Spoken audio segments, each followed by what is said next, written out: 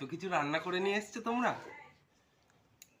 সত্যি গো, তোমাদের কাছে আমি ক্ষমা চাইছি। কাল আমার ওরকম করা উচিত হয়নি, একটু রেগে গিয়ে বাজে ব্যবহার করে ফেলেছি।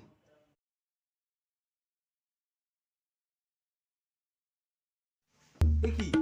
আরে আরে ছাড়, আরে খাবো তো। এ কি? আরে নিয়ে নিচ্ছিস কেন? আরে এ কি গো? আরে ওতে ইঁদুর মারা বিষ আছে।